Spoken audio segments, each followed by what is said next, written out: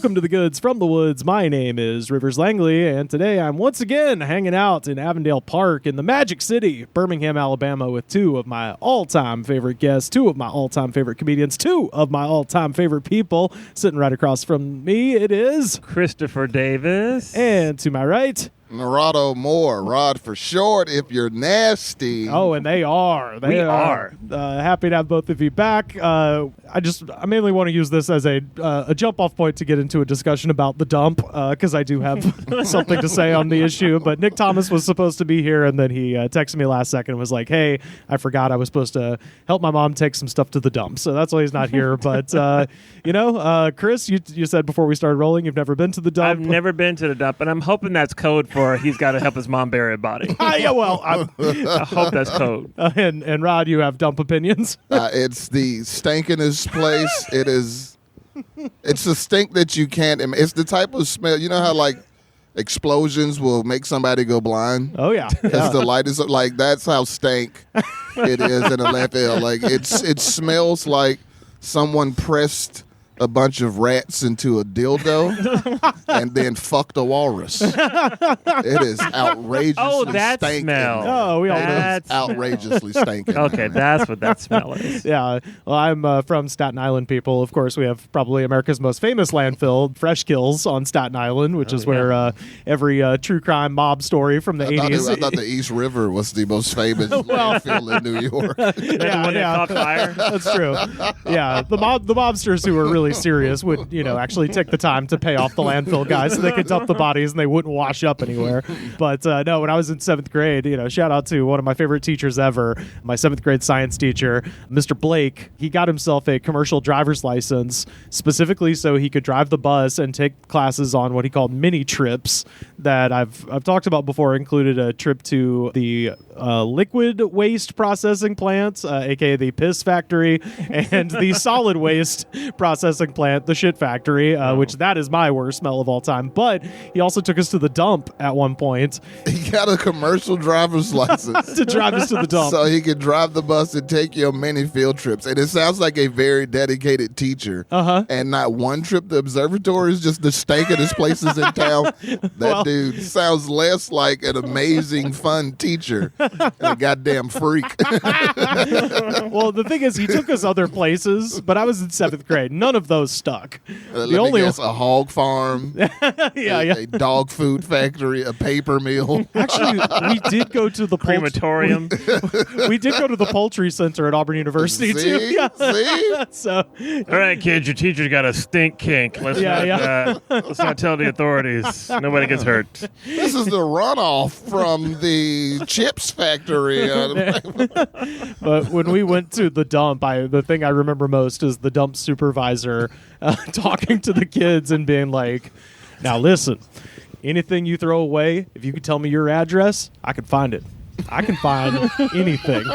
What? I've found diamond rings. And he starts like listing all this stuff, and like the clear implication was like, don't commit a crime because the cops could just come here and find that was really the vibe. I can trace your trash back to your home. Straight up. I like that. I like people who like are super experts at obscure as fuck jobs. Yeah. Like most people who work at a dump, you would think that those people are like down on their luck, slack-jawed half-wits, and my man just likes trash. Like he's he's like, no, like I got a PhD in trash disposal. Well, trash, like, I love this shit. It's a combination of trash and geography. He's like, oh, you live on the north side of town?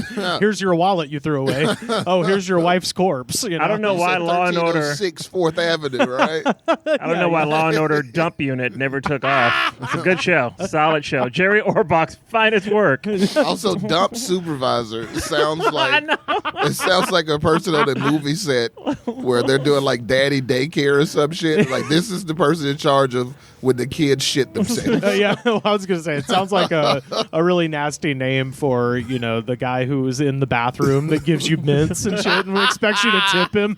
The bathroom attendant, like, oh yeah, you mean Donald, the dump supervisor? Back when dump was a proper term. It's like, I don't know, they still have valets. Dump supervisor. It wasn't vulgar. It wasn't a slang term. They had to dress it up, and now it's like, oh, They've turned that into a street word. We got to come. What about bathroom attendant? Like, I want to be the dump supervisor. Yeah. I had business cards made. My name's on the door. Yeah. And ironically makes it harder to use that bathroom when you know there's a guy just standing in there. You're just like, man, come on, I can't go. There's just a guy there with a towel on his wrist, waiting to hand me an Altoid after this is over. I don't need Towel, this. officer. Yeah, lotion. You don't like ply. English leather cologne. Yeah. He's got the cologne. He's got the lotion. Laxative for the gentleman. Yeah. Come on. I don't need this, dude. Oh, my God. Field trips I'll never forget, man. Mr. Blake, the king of stink. I just went to the Space and Rocket Center. I feel like I've missed out. I mean, I'm really struggling to think of other spots, but I do. The only things I remember was, chicken, poultry school at Auburn, dump, piss, and shit factories. And that was it. Well, speaking of potential piss factory, gentlemen, let's get down to our ungodly concoction. Oh, no. I've spent the past couple weeks, patrolling the highways and byways of the American South and found something that we've actually tried one of these before, but this one is something new from this company. They are based out of Utah, so we have long suspected this is a Mormon situation. There's no energy in Utah. There's a lot of energy for, housewives running scams on each other. That's kind of, they got a lot of energy for that. But this is, of course, Bucked Up. Kidding. Bucked up. And Bucked up. Go ahead and read the flavor to us. Miami. That's right. The It's flavor. Miami flavor. So I assume this is going to taste like a Cubano sandwich. And the font is the Miami Vice logo. Straight font. up ripped off Miami Vice logo. Michael Mann, you have a lawsuit pending, I'm sure. I don't know if Michael Mann's really scouting the energy drink scene, at this point. He's I love that there's a warning on the back. Warning. Oh, there's always a warning. This product is only intended to be consumed by healthy adults. Good grief. Uh-oh. If you're on death's door, don't drink Miami. Yeah. You will get bucked up. I hope you're up on your immunizations. Yeah. Although it is kind of perfect if it kills you, because Florida is, as we know, God's waiting room. So it will send you to the great Miami in the sky. I'm glad I'm not pregnant and or nursing. So do not consume caffeine from other sources while taking this product. Uh-oh. It has that much caffeine. I've been freaking out at the Panera all day up at the summit. You've been drinking that lemonade? I got a cup full right here, my man. I'm double dipping in the energy. I'm charged up. And Get now ready to hear Rivers have a heart attack live on air. Hell yeah. I'm charged up, and now I'm getting bucked up. Oh, but it's zero sugar, so come on. It's healthy. Yeah, it's healthy. It might as well be a vegetable. My opinion might be skewed by how thirsty I am right now. All right. I made sure I brought actual water. Oh, yeah. Just in case. Rod, if you want one of these diet... Pour me a tiny bit, please. Very tiny. Oh, you got to do over here. Super tiny. Yeah. Yes. Doing the doozer. Oh, wait. Does this have caffeine? I don't want to cross. Oh, no. Don't. Yeah, I don't it's want to cross pollination. That's true. That's true. There you are. You pour me so much like you think I'm actually going to drink all of this. All right. Clear. It's very clear. Cheers, gentlemen. Cheers. Let's see what happens. All right. Here's the... Smells like seltzer water. Yeah.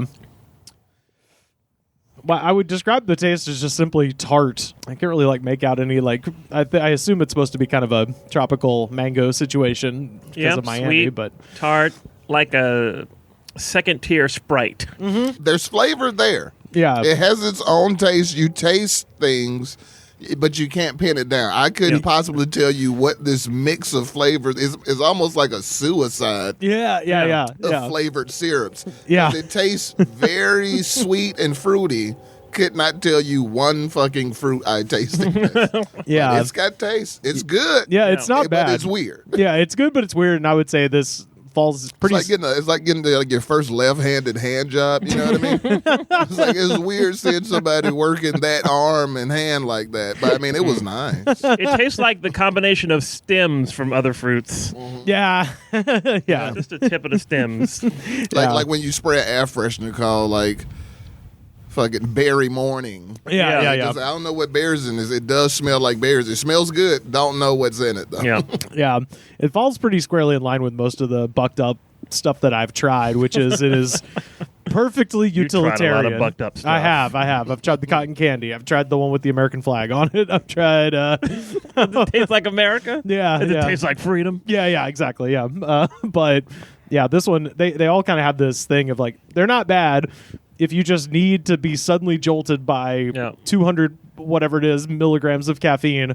You can get one of these down. They're not offensive to the soul, but they don't really stand out that much. During these, as many of these we've done, I don't know if I think I neglected to tell all of you. Caffeine makes me sleepy. What? I don't. What type of alien shit is this? I am a freak of nature. Caffeine. I did heroin and climbed Mount Everest. Immediate to sleep. Caffeine makes me sleepy. I only get sugar lows. I don't get sugar highs. Sometimes gluten makes me tired. I'm all fucked up. Wow. So yeah, just trying this is just dangerous. Oh, I should have brought the drank then. I have some drank. Looks like I'm going to be on the show solo soon. Chris Yeah. Davis is going to nod off into a coma, and Rivers is going to have a heart attack. It'll just be your boy. Yeah. Narado, I will give you my address if you'll just drag me to my doorstep, please. I will wake in 13 hours. Let's welcome the EMTs to the goods from the woods. Yeah. Yeah, I don't know why I never mentioned that before. It's like, yeah, caffeine makes me immediately sleepy. That's why I don't drink So caffeine during the day if I'm working. So at night, like instead of taking like melatonin to go to sleep, Cup of you'll coffee. just drink like a pot of like black coffee. Yeah, I'll have cappuccinos at night and everything. When I was in college, I didn't realize caffeine would make me sleepy. I didn't do a test. I did a test one day. I was at work. It's like when I was at work at the magazine, we would leave work, and it's like, okay, every time we come back from lunch, I'm exhausted. 'Cause I always got a coffee or a drink or dessert. So I cut out caffeine and sugar one day, and it's like, oh, that's it. I'm fine. But in college, I didn't know any better. It was like I had a final due. I had 2 double espressos, had a cappuccino, and half of a Jolt Cola. If y'all remember Jolt Cola, Yes. Yeah. which in some places was like not allowed anymore because I had too much caffeine. Oh, yeah. I woke up drooling on my drawing table in the morning. That test was, I didn't finish that at all. Whoa. And I was like, how did I fall asleep? I took so much caffeine. Popped 2 dodos to cram for a test and then slept through it. Yeah. Oh, Vibrant. I took a Vibrant. I also took a Vibrant. So no wonder I'm surprised I didn't die. Wait, is that the? It's like Vibrant was Adderall this kind of little thing? yellow caffeine pill. Yeah, it was like okay. the original no dose. Oh, okay. Yeah. I was thinking of Viband. That's Yeah, Vibrant. Vibrant is like Yeah. 80s and 90s no dose. Okay. It's 2 got, double espressos, cappuccino, Jolt Cola, and a Vibrant. That's enough to drive 6 states away. And that shit put your ass down for a that's fucking weed nap. That's so funny you put it like that because I was thinking the same thing. I was like, how far could I drive between comedy shows with that much? It's like, yeah, I can do it. I can do You some- put that shit on me, buddy. I could go from North Carolina to like Nebraska. yeah. Easy. I mean, people on the side of the road with signs. Narado, he's going. He's still going. Like, you been to sleep yet? Nope. And I'm in New Mexico. Yeah. Welcome to Tucson. Well, I'm giving that. I don't know. It's just right down the middle. It is down it's the middle. 2.5. It's right out. I mean, it's Yeah, like I'm with you. it's inoffensive, but Yeah. unmemorable. Yeah, I wouldn't recommend it. Like, if you're looking for taste. Yeah. But like I said, it has a lot of taste, but it can't pin it down. I'd give it 4 out of 5 stars just based on that. Like, Yeah, I wouldn't get it again, but I'm not mad. I just had it just now. Yeah, I'm just very confused. I assume it's. It's weird. I assume Yeah. it's because It's like eating a Big Mac that tastes like pea soup. It's just like, I mean, it looks like a Big Mac and feels like one. Yeah. I don't know what this tastes. It's not a burger. Yeah, I'll give it a 2.5. Honestly, some aromatic bitters might help. I'm just confused as to why it's Miami. 5 stars on the smell, though. It Yeah. smells It amazing. Smells amazing. good. Yeah, It smells like Bath and Body Works. yeah. It's got a lot going on, Yeah. but we don't know what it is. It's I like a got- bad TV show. I was gonna say, I guess that is sort of Miami in a way. A lot going on, and we don't really know There's really nothing. what all it Same is. thing since 1980. Yeah. Yeah. You're waiting for your police chief to chew you out for that stunt you pull. Oh yeah. Castillo, no! Don't yell at me.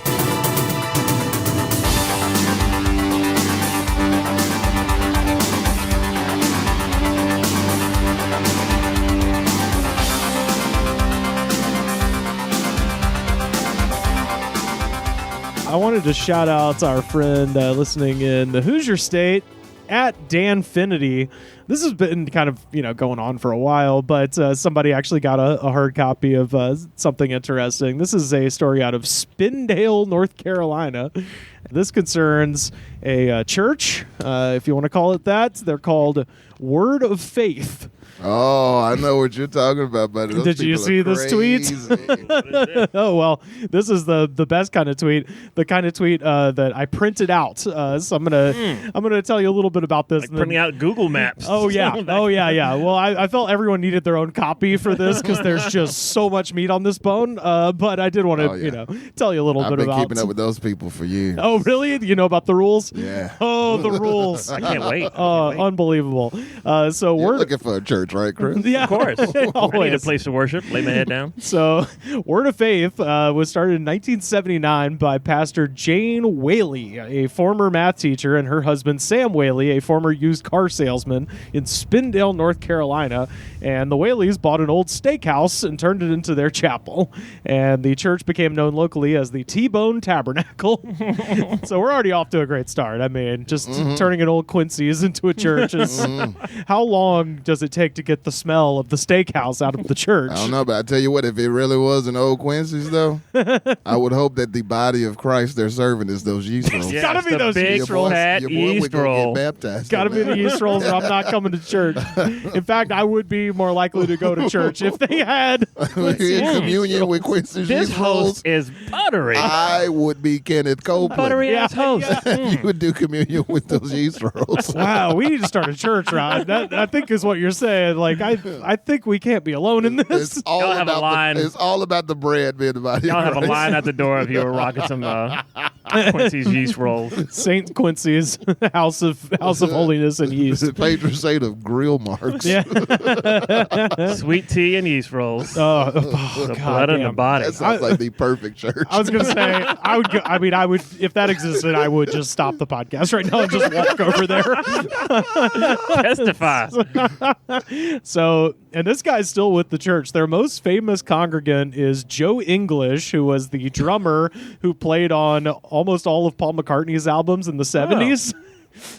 And then he also went on to be in the Allman Brothers side project Sea Level before becoming a member of this church. Wow. So he's still Joe around. English. The Word Faith movement began as a prosperity gospel movement, which teaches its followers that gain is godly. And if the people who follow this teaching do not get the promised miracle of wealth, it is because they have a secret sin in their lives or they lack faith. So, classic American Protestant nonsense. So that's where they're starting. This is the foundation. Also, classic American Protestantism in that these people have no religious background. Oh, yeah. Math teacher. What Rivers said about she was a math teacher, her husband was a used car salesman, that's as close to divinity school as those people have gotten. Oh, yeah. Yeah. They literally just started The a church of winging it. Yeah, they Yeah. just started a church. Well, literally. The husband, I think, he went to like Oklahoma and did, I don't think he finished. He did go to some religious college, but he did like 2 semesters. It's like, I got it from here. I know what I'm doing. I need to cover my bases. Yeah. So when someone says you're not qualified, I went to school. Oh, there's a steakhouse for sale in the woods in North Carolina? Fuck college. I'm getting my steakhouse. So believers are encouraged to move to Spindale, where they frequently end up living communally on the fellowship's large campus. Members attend 3 or more services a week, and their children almost always attend the fellowship's private school. Members do not watch television, and this started after Inside Edition did an expose on them in the 90s. So after that, they were like, no more TV. And they do not read newspapers or books other than the Bible or fellowship literature, and they do not eat in restaurants that serve alcohol. So... You know, So we're they don't live. pretty much, this. They live in Pleasantville. Yeah. Yeah. Pleasant compound. The black and white version. Yeah, I don't think they even. Underrated film also. Oh man! Wow, that was good. Toby at the beginning, early Toby. Marriages are often arranged by the church at the age of 18 to keep young members from deserting the faith. Oh my gosh. Once married, couples are forbidden to have sex without church permission. So What? even after they're married, Whoa. they have to clear it with Jane. Yes, everything in the church comes down to talking to the lady. To Jane. You can't do anything without her. I think I need a tissue to blow my nose. You better ask Jane if you can blow your nose. They have like a phrase that they always use. It's like, oh, you have to let Jane check it out. So, Did you check out everything? Yes. Is this benign? Let Jane check it out. let Jane check it out. Jane, stop this crazy thing is literal. According to ex-members, a wedding night was limited to just a hug and a kiss. And a firm handshake, I assume. Gosh. So, Sad people. to prevent masturbation, men are forbidden to put their hands in their pockets. That was the original reason why pockets were seen to be obscene when men's pants started getting pockets. Playing pocket It was pool. unseemly for a man to have his hands in his pockets because what you doing in there? Is that why women's pants have shitty pockets or none? Men need pockets to put things in. Yeah. And women don't have anything to put in pockets. Yeah. They're women. They don't do anything. That's why women didn't have pockets. And that's why they have faux pockets. And I got to carry their shit at the club. That's such a psychological mindfuck, is that they put fake pockets on women's shit. Oh, yeah. That's their answer to, we need pockets. It's like, technically that's a pocket. It's Looks like it. put a damn real pocket on there. Yeah, Let's draw a pocket on your pants. There, a pocket. Yeah. Here's a pocket that you can hold 38 cents in. And that's about it. Like unplugging the controller where your little brother wanted to play Nintendo with you. Yeah, that's you. You're the other team. Oh, man. That's such a... Cruel and necessary. That was when Roy Moore pulled that move where they legalized gay marriage federally, and then he was just like, no more marriage. It just banned marriage. And that was what I said. I was like, that's like when you're playing video games and you're beating someone's ass and they just unplug the controller. Like, if I can't, no one can. So 30 years ago, Jane Whaley and Word of Faith was reportedly at the cutting edge of something known as spiritual mapping.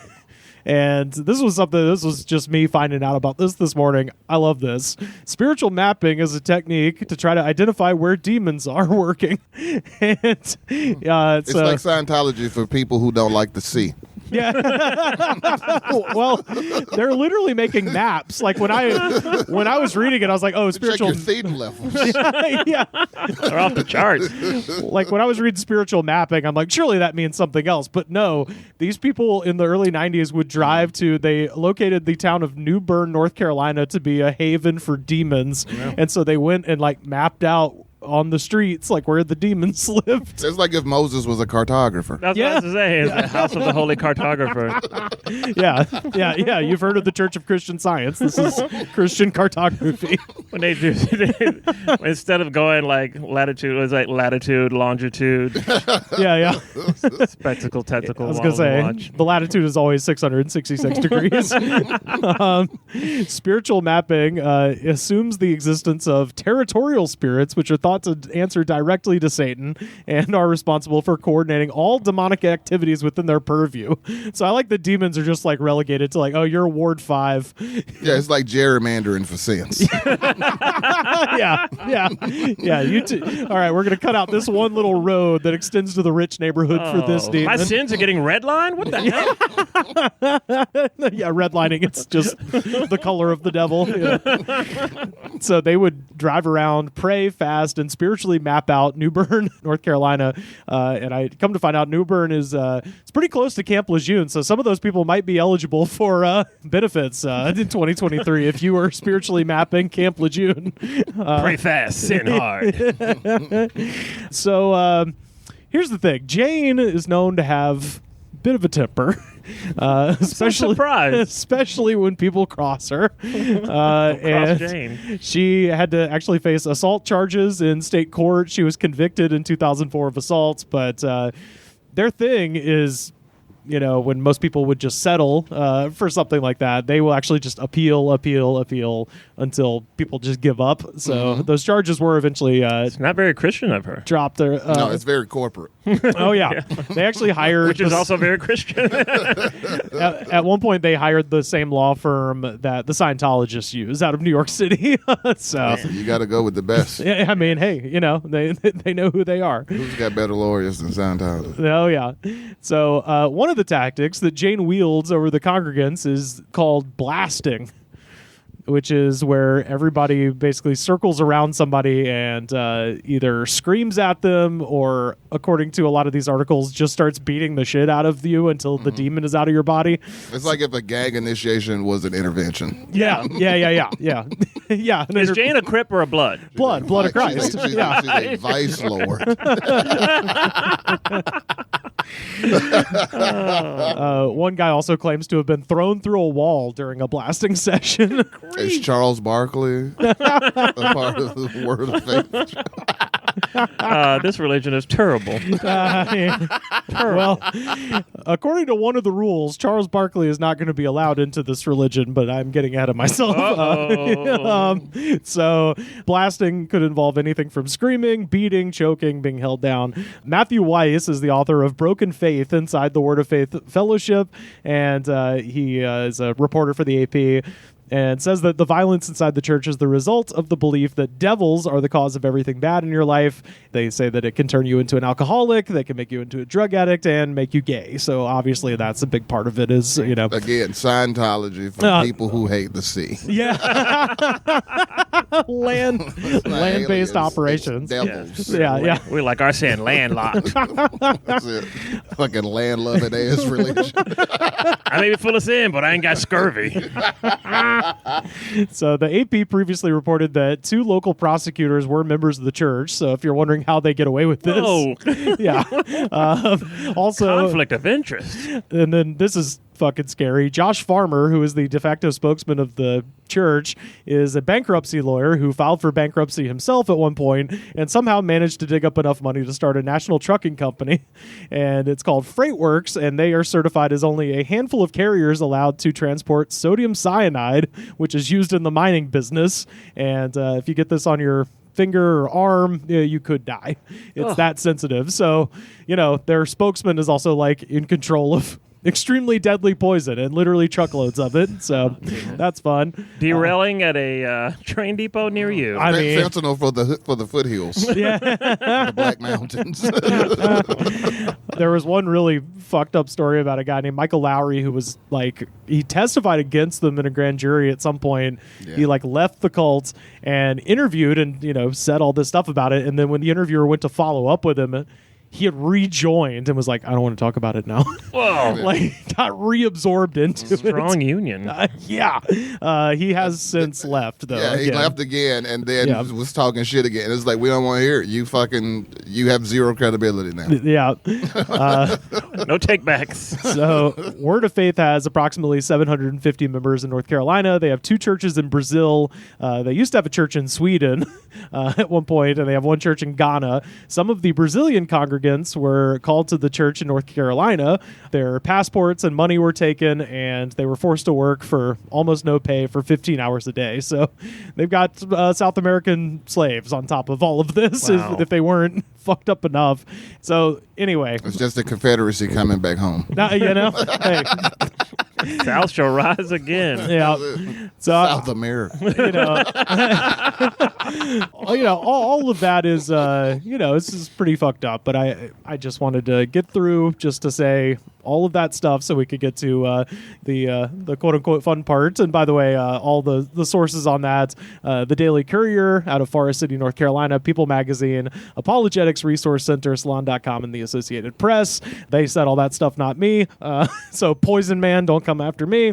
Rivers, you got a package out here. What is it? Yeah. It's a truck. The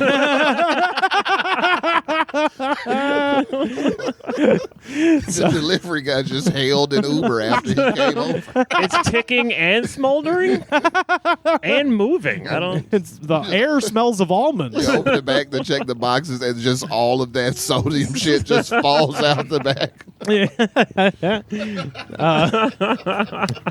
But the tweet that Dan sent me is at Dejan Dilly and says, the local cult attempted to indoctrinate my friend today while he was volunteering at a soup kitchen with them.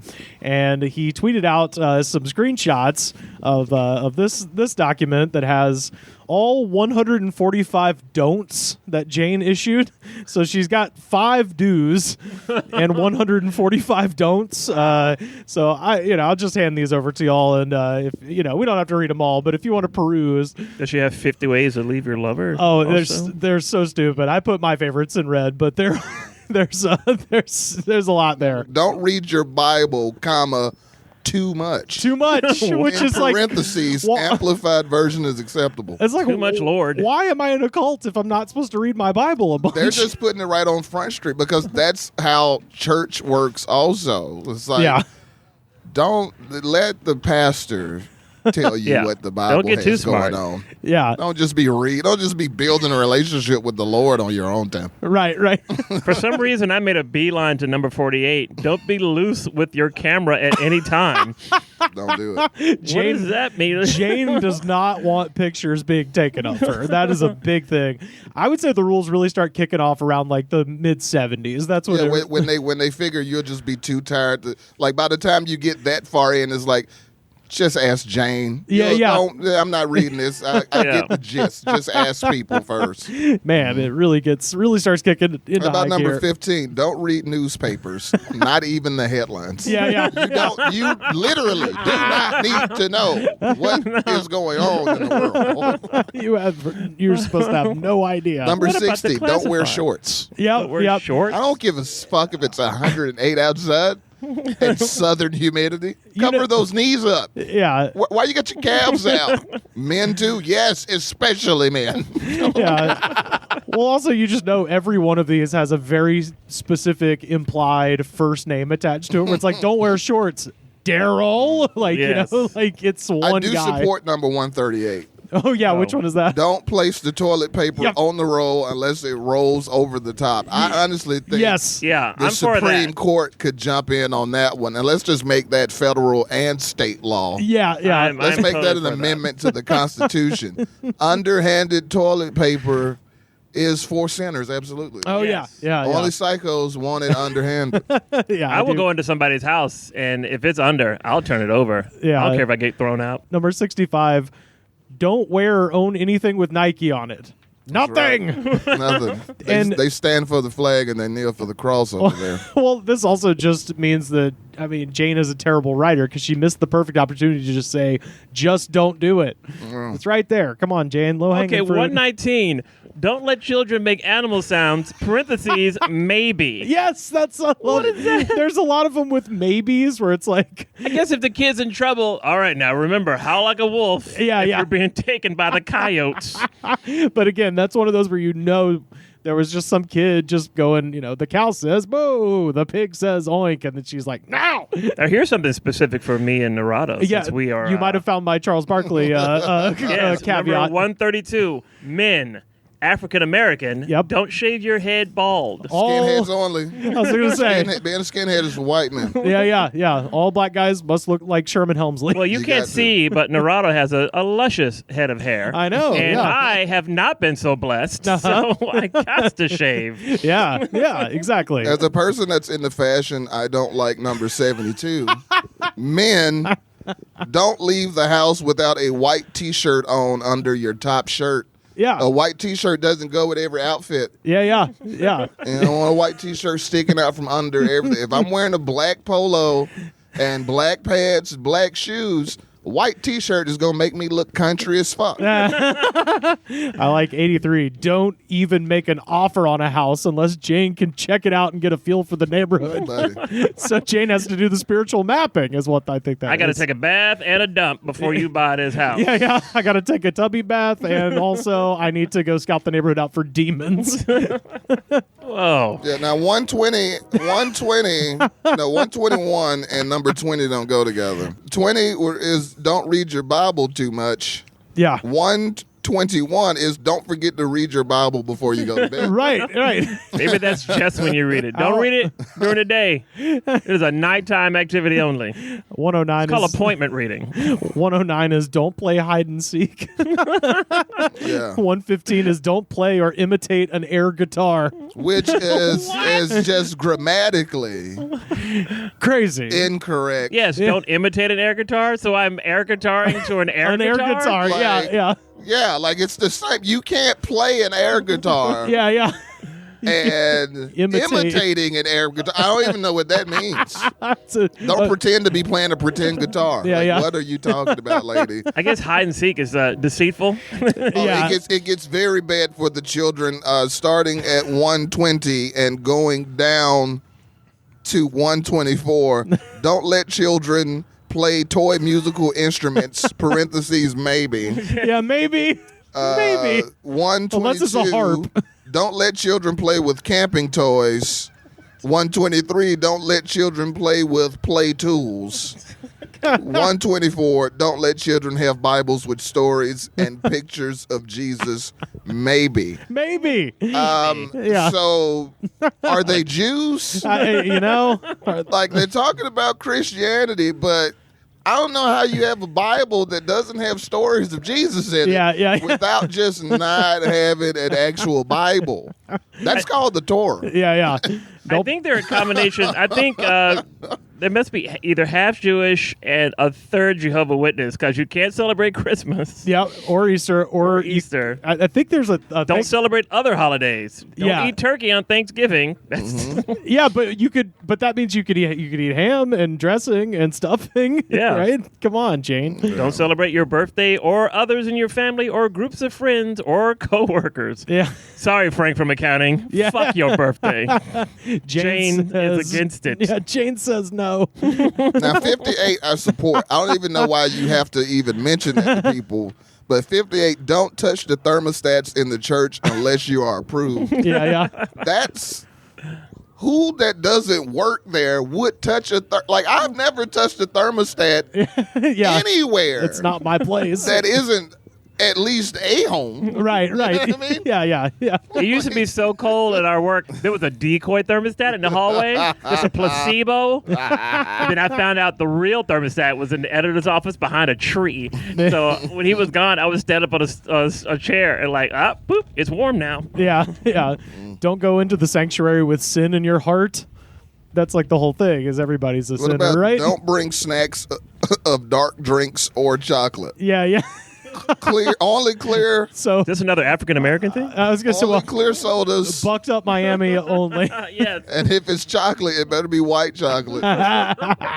We only want colors in the rainbow spectrum of food and drinks. And in the drinks, it's got to be Sprite. Don't decide who you will marry without checking it out with Jane. Mm-hmm. Don't start a relationship without checking it out with Jane. No. No motorcycles, no Monopoly, no football. Don't ride in the back of a pickup truck. Oh, buddy.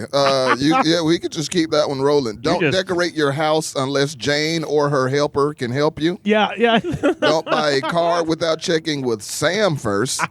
Sam? Okay, That's the husband who used to be a car salesman. yes. Man, I was about to buy this Buick LeSabre, but Sam cock-blocked me on that. Well, she has given Sam, his realm is in the automotive field. Mm-hmm. Other than that, it's Jane. Jane is So specialized. Jane is the godhead. Because Sam, that one keeps going. Not only can you not buy a car without checking with Sam first, don't sell a car or truck without checking with Sam first. Also, don't get major repairs done without checking with Sam first. And I got to say, I've experienced that type of shit before. Yeah. I think we talked about this Saturday in Auburn when my grandfather's house is like 100 years old and is on the historic homes list. And a tree fell on it a couple years ago. And I hired some guys to fix the fucking roof. And literally the day they showed up to start working, the city showed up and was like, you can't do that without a fucking permit. And I was like, I can't fix my goddamn roof without a permit? Like, We got to check with Jane. no, did you call Sam? That's a major repair. You can't. It's just Sam like, bro, I'm approved. supposed to just let my house get condemned because I ain't got a permit? Yeah. Jesus Christ, it's insane, dude. You got to call Sam, Uncle Sam. I stopped the toilet up. I got to call you motherfuckers to get a permit to get a plumber to check it. Those pipes are 100 years. Get the fuck out of here, man. 104 says, don't buy or drive race car I looking saw that. cars. I was just going to say that. So, Don't drive a race car looking car. I promise you. Rivers, you can't join because not only do they say you can't wear shorts, they also say don't wear jeans except for maybe construction, but also don't wear cargo pants. And if I know anything about Rivers Langley, that's my whole bottom wardrobe. That is 90% of his wheelhouse. So the village people are not welcome. It's shorts and cargo. I'm only allowed to wear the pants I wear to weddings. That's it. Those are my only other Everybody's pants. wearing tux pants and and fucking white t-shirts. So Speed Racer was in this. He could not be. Yeah. Anybody in NASCAR or anybody with a. I'm just saying. I'm calling it now. Somebody just got above their raisin and bought one of those Dodge Hellcats, and she and just pulled into the parking lot. Also, there's a lot of instructions about the parking lot where you have to move counterclockwise around the church to get out of the parking lot. It was like, no going clockwise.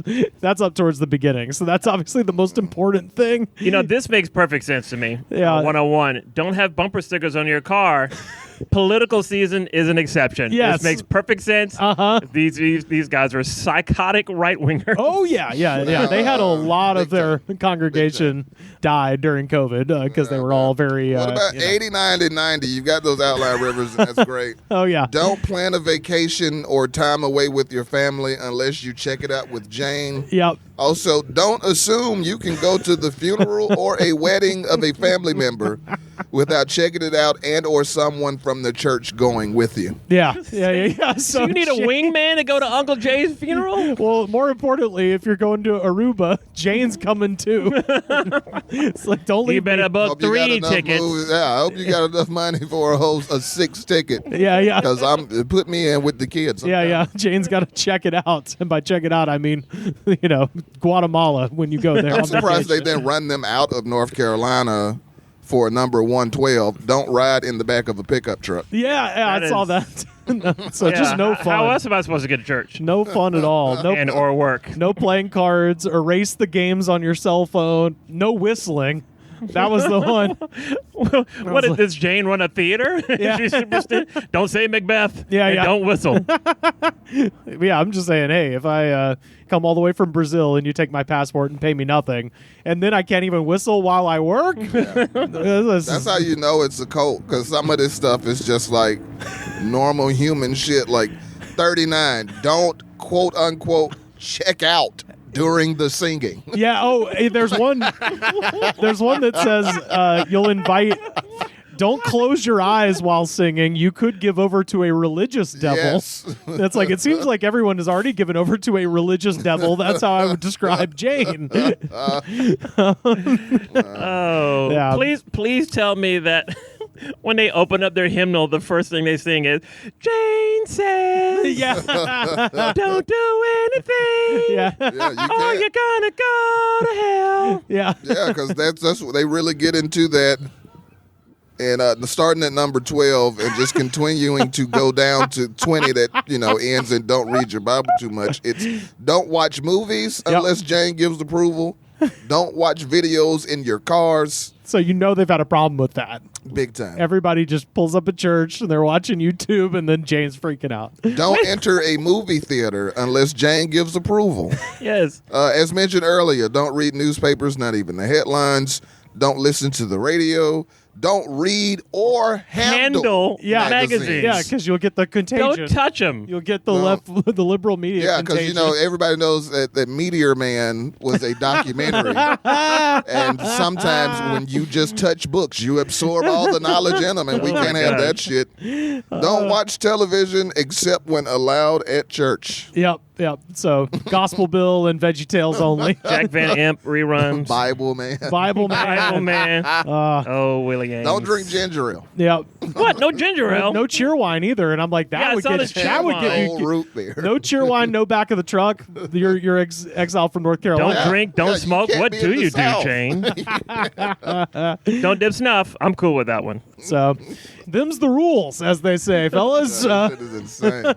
These people are nuts, man. Yeah, I've been staying at my folks' house, so this is why I probably shouldn't have access to a printer, because I'm like, I'm just going to print these off so everyone can read them. Well, Jane doesn't want you to have access to a printer. No, hell no. Absolutely not. No. We're going to hell. This technically is a magazine. We both read and handled it. Oh, we handled it. Yeah, that's true. And it's got a staple in it. That's got to be a sin. These sad fucks who believe in Jane. That's just shameful. I mean, it's shameful. So I feel shameful. That's what it is. I feel bad for anybody. Do you know how big the church is? How big the congregation is? I think it was approximately 700 people. Is 700. That's too big. And that's smaller than I thought, but way too big. Well, and they have chapters in Brazil and Ghana and formerly Sweden, and I read Scotland too. But that's because Christianity is already the number one cult in the South, and it's taken over hard. There's no room for cults in the South. Yeah, that's why nobody has a large cult in the South that isn't an official, regular, kind of church. Yeah, I've always said, like, it's the same reason, like, there's not that many Mormons. It's like Christianity is fantastic shit. You can't walk up 500 years later with new fantastic shit. People all right? gave It's like, over. no, we got it. Yeah. We got it. Well, I mean, they're the fastest growing Christian denomination. Oh gosh, I hope not. Yeah. Well, they're doing the missionary thing. They're going out. They're getting out there. Have you ever done a show about Mormonism? It's one of my favorite topics, and I would very much like to be a part of it if you ever do. One time I ran some Mormon missionaries out of my house. Oh, please tell us You everything. let them in? Oh, yes, because, one of my favorite things about spent my entire life loving to learn is that, unlike most people, I know all there is to, so to speak, about Mormonism and Joseph Smith and the boys. Yeah. And so when they showed up to my house, I was literally getting ready to walk out to go to work. And I was like, I swear to God, I'm interested. Yeah. But I got to go to work. If you can come back tomorrow when I'm off, pick a time. Yeah. I would love to hear what you're talking about. Yeah, yeah. And they came back the next day, buddy. And I brought those boys into my living room. And after about 30 minutes of questions and statements about Mormonism, they got the fuck out of there. Oh, man. They just fucking left. And those two guys today are atheists. You're scared straight. I don't know if I should advertise this or not, but I will give you a life hack to minorly annoy someone you're friends with. Mm-hmm. You can sick Mormons on people. Very simply. So they offer attack Mormons? They offer free literature. And when you go to their website, mormon.org, it'll say request a Book of Mormon, and there's two options. It'll say either you can have it mailed to your house or hand delivered by missionaries. So if you have a friend and you know their address, you can sick Mormons on them, and it's just throwing that out there. So if anybody needs to do that, it's a good time. The Mormons are recruiting black people now too. That's when I worked at the World Games, and they had a tent set up. Oh yeah, and instead of just talking about Mormonism, what they were talking about is, the Mormons basically invented Ancestry.com. Yes, and newspapers.com. They keep meticulous records of families and shit since day one. Oh, yeah. So the whole thing that was going on with their booth was like tracing your family. Yeah. And that's what they were trying to get. They were like, we weren't really talking about the church. It was just like, yeah, you want to research your family? That's a problem for African Americans in this country. You could check our records, and I was like, this is wild. I talked briefly to one of those guys. There were two competing groups. Yes. There were two competing religious groups. And you could tell, it's like, wait a minute, this is for a kind of moment, religious I completely thing. forgot that I was working side by side / under Chris Davis at the World Games. Like, he knows this. It was a good time, but there were two competing groups. Because I said something to one lady and said, I thought you were with that group. Two competing groups, obviously both religious. Yeah. And obviously religious because the guys, khakis, polos. The ladies, skirts to the ankle. Oh, yeah. And quiet and docile, like I like them, like I like them. Yes, every version of Christianity was at the World Games. Wow. I've never gotten so many pamphlets and requests to speak for a moment. I mean, every corner was dotted with every damn section of. It was insane. The world was definitely there. The world game. Yeah, and it's like, buddy, it's fucking. Koreans know about Jesus. Like, who do you think you're reaching down here? Yeah, you think these people know the javelin, but they've never heard of Jesus?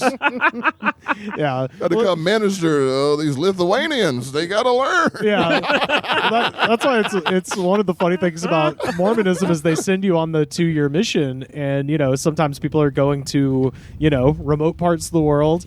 Other times they just get sent to Italy. And I'm like, I would kill to hear the conversation between a couple of American teenagers and some old Catholic woman from fucking Milan. Like, no, you don't really know about Jesus. Let me teach you. Right. Catholics. Yeah. Just going to Ireland or some shit. Let me show you let me talk to you about the real Jesus. Did you know that after his death, he backpacked across America? And went to America. That's the other funny part is, going to Europe and been like, I just love that Jesus took a gap year. Yes. At the resurrection.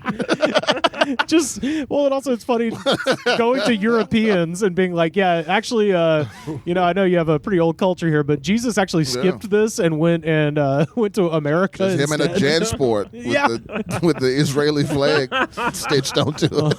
Also, my favorite Mormon fun fact: the Garden of Eden was in Missouri. All right, that's the best one. Yeah, that's one of the most exciting parts of learning them for the first time in America. You're always taught it's a fucking cult. Yeah. And then you read up on it and it's like, well, first the promised land was in Ohio and then they got ran out of there. Yeah. Well, it was in New York and then Ohio. And then Missouri was the place. Yeah. And then they got ran out of there, but they had already built so much up there. They just kept that part and moved west. But when Jesus comes back, we're going back to St. Louis. America, the real Mecca. Yeah. You didn't know that King Solomon's temple was built in St. Louis? Yeah. That's the best part. That's what the arch is. The arch is guarding King Solomon's temple. Indiana Jones shit. He skipped Berlin. He skipped London. He skipped all these places to go to Missouri. Branson is God's country. Literally. I mean, where else do you have Yakov Smirnoff with his own theater? That's a fucking miracle. Oh, yes. That's a miracle of the Lord right there. What a country. Absolutely. What a country.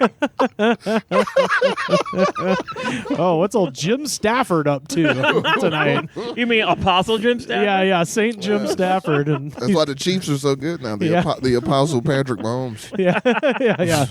God was so pissed when the Rams went to L.A. That was Lucifer being cast out of heaven. That's why the Rams. It's against God's will. And if you notice, a lot of times you see Satan, he's got horns like a ram and cloven hooves. Ooh, man. Narado, you just blew the lid off. Yes, that was the beginning of Armageddon. The Rams going to L.A. Lucifer being cast out. The fallen. They should have just called themselves the Los Angeles Fallen Angels.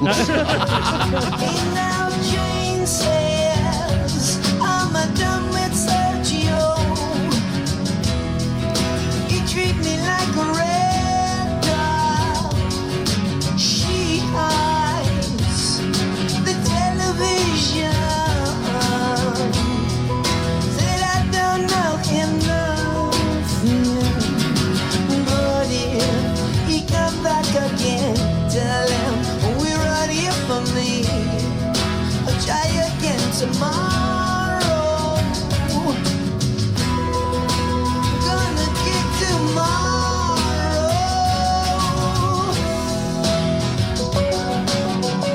We have a segment on this show called Top 3 where we get our listeners to write in to us at The Goods Pod on Twitter for top 3 lists they wish us to populate and opine upon. First up, this one comes from our friend at Steel on the Tracks, listening in Connecticut.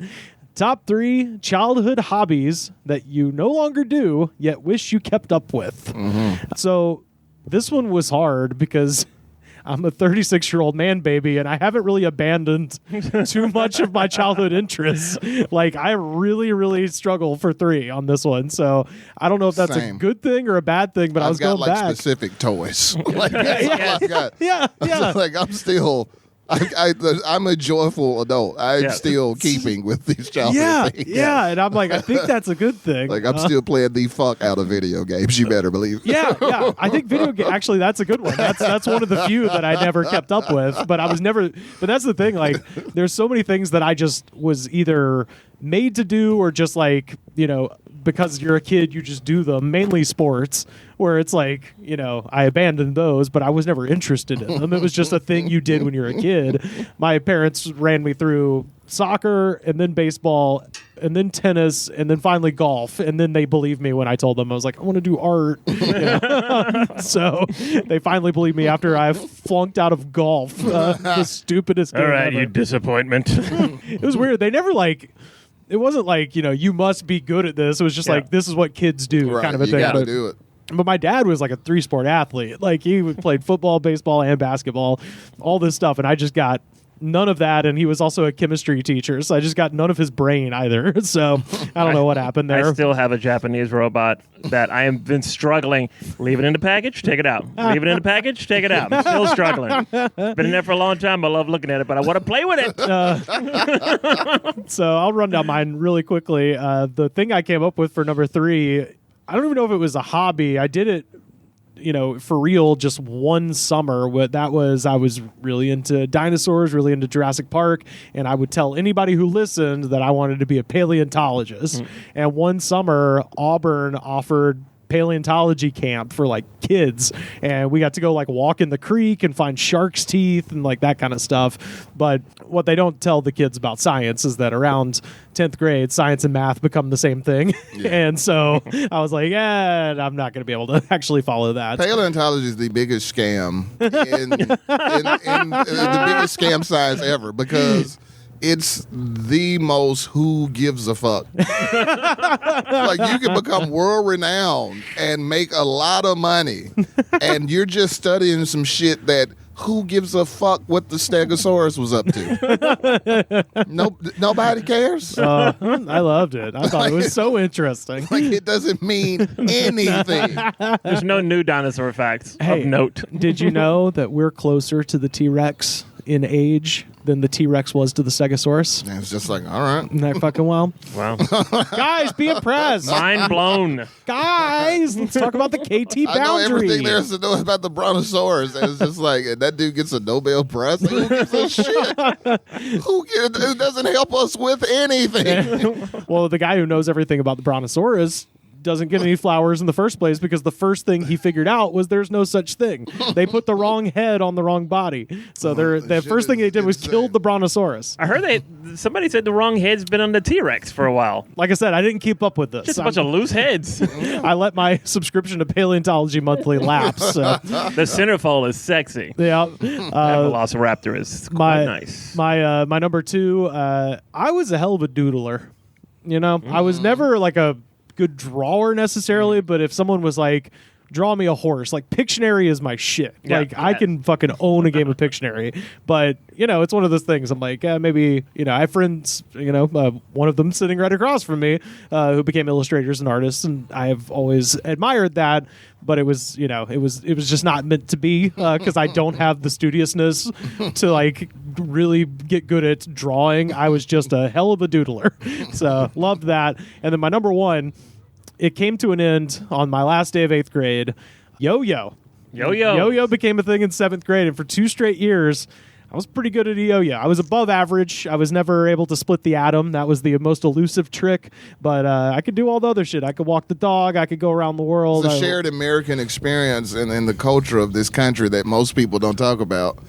But like, since the invention of the yo-yo, it doesn't matter what decade it is. It doesn't matter what generation it is. Every middle school child in America since that invention goes through a yo-yo phase. Yeah. Yes.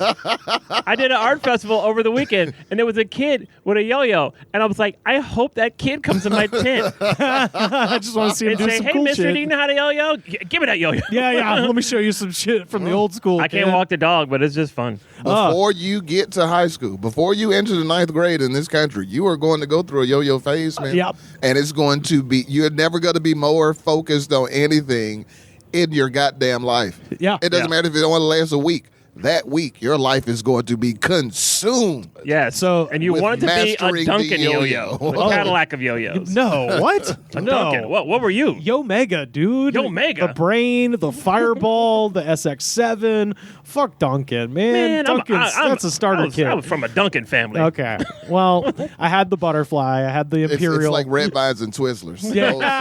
So, depending on where you are in time and what part of the country you're in, that's what it comes down to. I mean, Yo Mega and Duncan. yeah.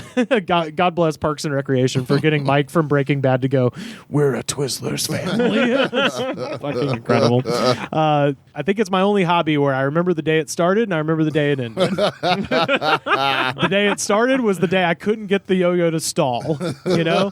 And I remember being pissed. And I was in 7th grade, standing in my front yard, just like throwing it down, like, God damn it, like it wouldn't stall. And it's the only time in my life where I've ever gotten just pissed and it worked.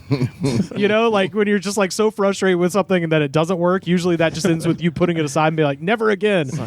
In this rare case, the sun was setting. Like I remember it like it was yesterday, like it was almost dark and I was in my front yard just like fucking just getting angrier and angrier, and then I got it. And I can yo, but I can't yo. Bingo. Yeah, I could yo, I couldn't yo again. And the day it ended, last day of 8th grade, I was in the hallway doing what we call over the falls, which is where you shoot it out and then flip it under, you know. And there's a lot of people in the halls, and so Miss Hollingsworth was like, "Hey, give me that." And it was the last day of school. And so I was just like, come on, it's What? the last day of school. You can't take a toy on the last day of school. And it was the last day of 8th That's grade. the day where anything goes. Yeah. Fascist? Anything goes, and it's the last day of 8th grade. So the next year, I'm going to high school. I'm not coming back to this building. Yeah. And she still took it, and she was like, you can come get it on August 15th or whatever. And I was like, I have to come back to middle school to get this. So I didn't. And that was when it ended. I've heard a teacher do that before, and I don't know their life, but they're the saddest human beings in existence. Oh, yeah. I was They just have about to no say, those love in Teachers their who life. act like that are the most miserable people Yeah. Like, on the goddamn planet. give me, chew me out, sure. But, If you're sad like that, you don't need to be a teacher. yeah. Because just being around that type of joy Yeah. is just going to drive you insane. It just makes you the most miserable person Yeah. on the planet, being around that much childhood happiness. I had a substitute teacher once. I'll let you get back to the list. But Oh, yeah. No, that's it. That's my we were number in high one. school. I think we were junior, or we had a substitute teacher. So we're doing nothing. She's giving us nothing. We're just being Yeah. quiet or whatever. An eclipse is happening. An eclipse. I make a pinhole camera. I'm holding it up so I can see the eclipse. Boy, sit down and give me that. It's like, What? it's an eclipse.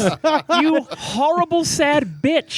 This is science. Yeah. You're doing nothing. I'm using science. It's Yeah. an eclipse. Yeah, that's. What are you doing? Having fun? Sit the fuck down. What, are you having fun and learning at the I'm trying same to project time? little crescent moons on the wall. You lousy whore of a woman. I hated her so much. You're never going to be anything more than a dump supervisor, buddy.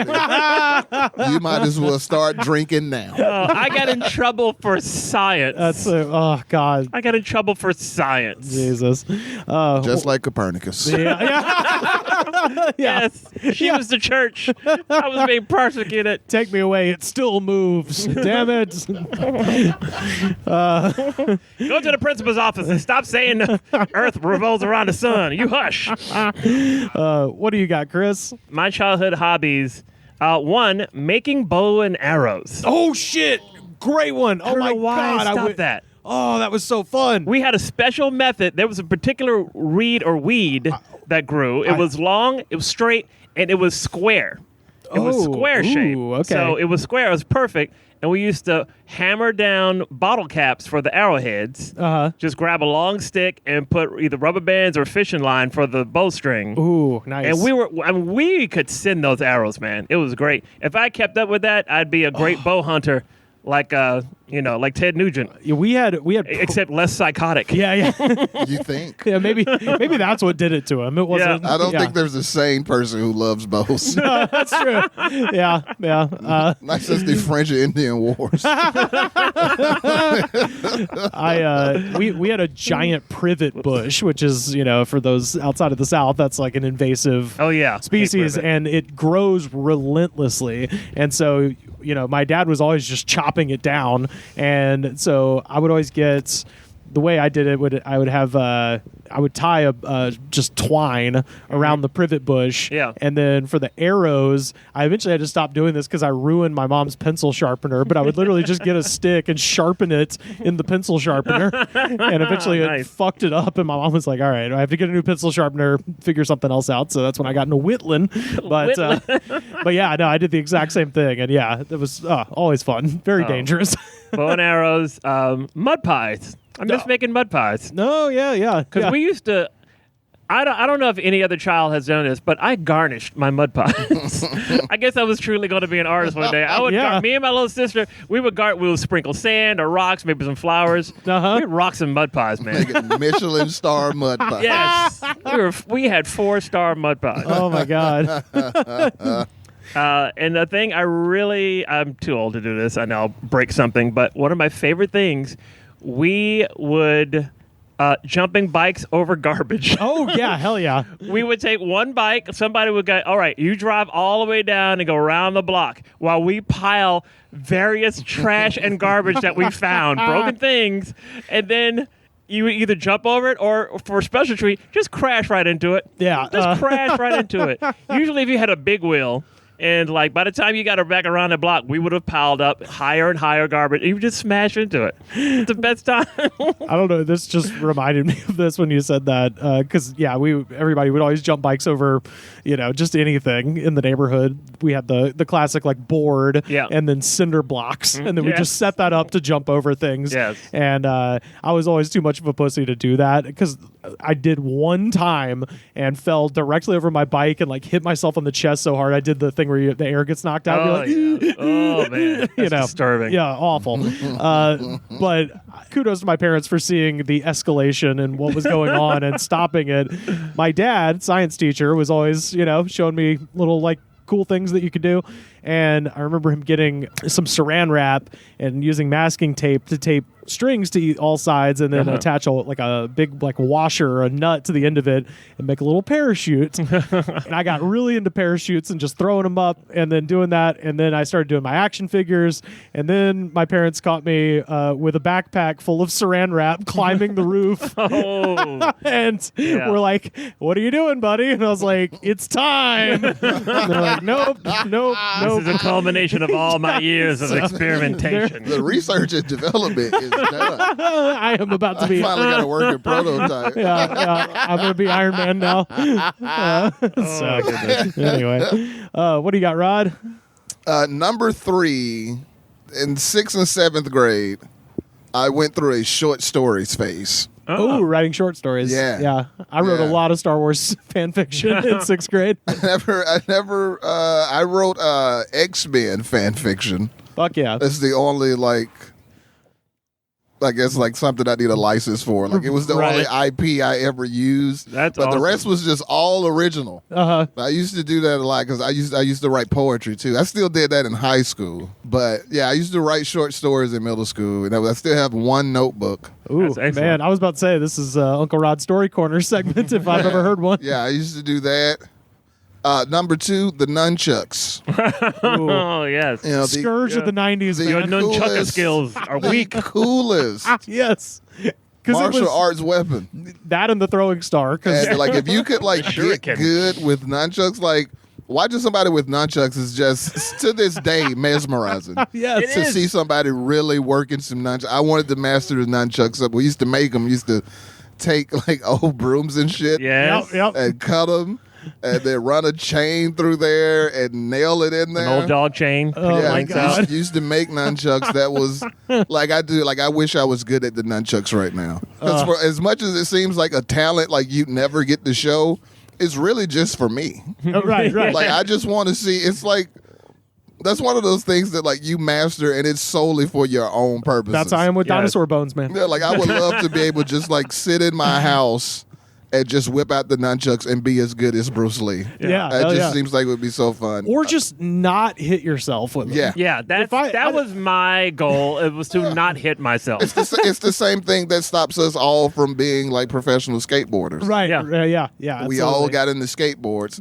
Yeah. And then after a couple falls, just trying to learn to ride it, it was just like, I'll never do a flip. I stepped on one skateboard I've hurt once. myself too much just trying to skate. I'll Yep. never Tony Hawk it. I stepped on one skateboard once and hit my elbow as hard as you can hit an elbow, and I was like, you know what? I'm gonna stick to That's bikes. the end of that shit. I'm gonna The need a back handle. of my skull. Yeah.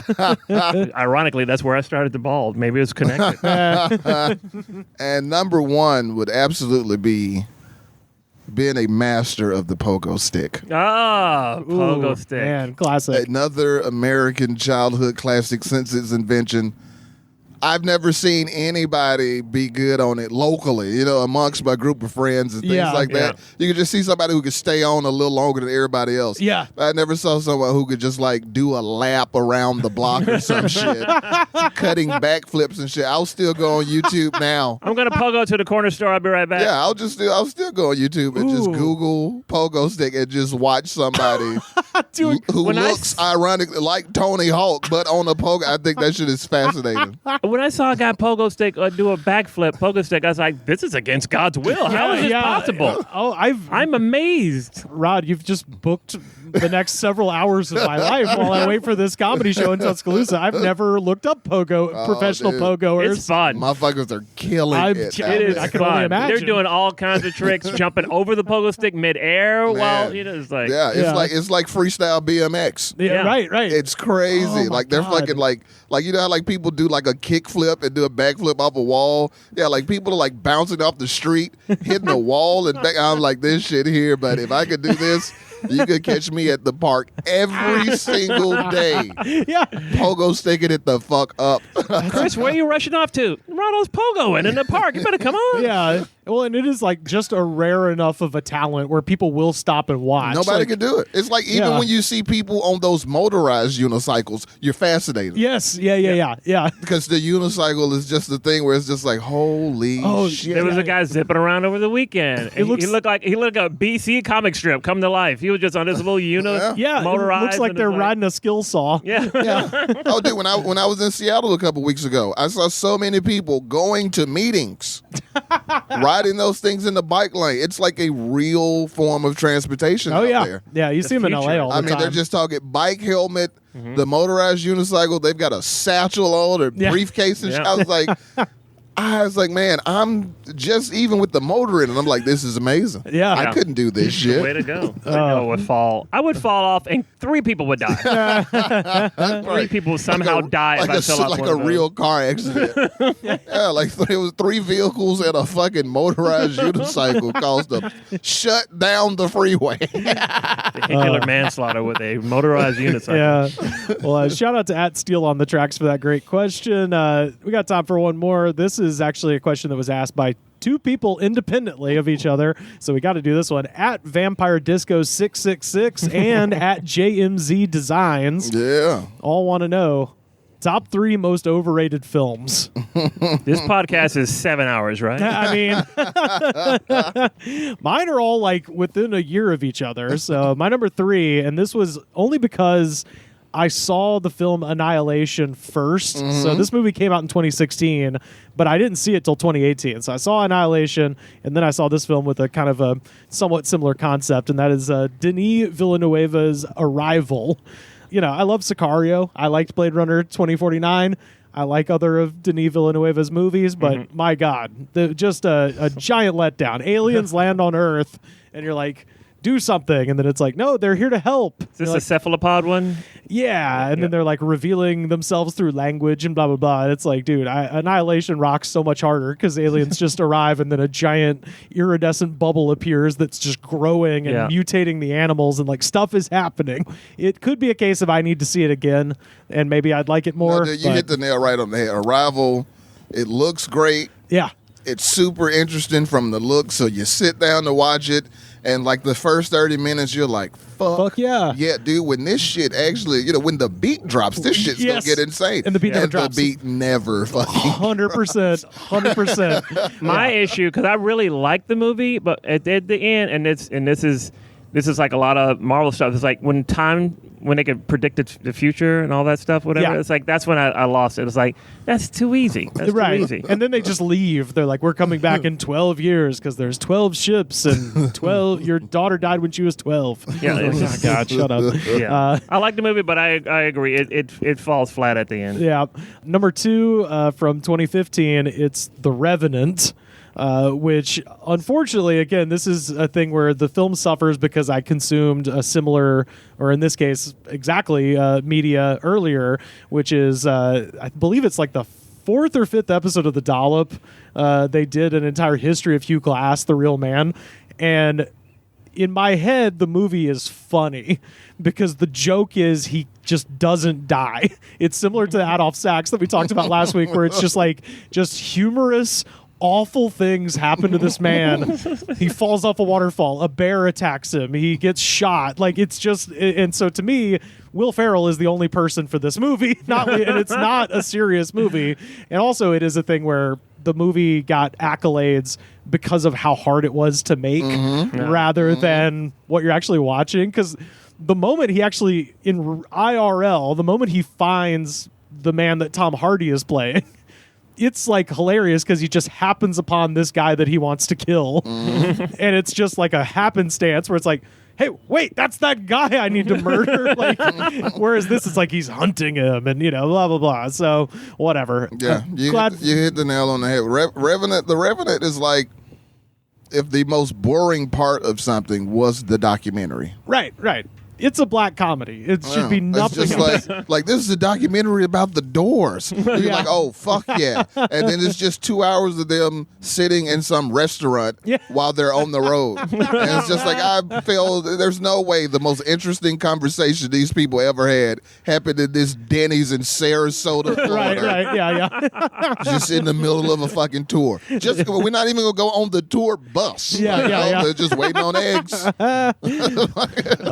And my number 1, and I say this as a person who actually I appeared in a French documentary talking about this film. Really? Yeah. Was this when you got chased by those 14-year-olds smoking cigarettes? No, they came to LA actually. Okay.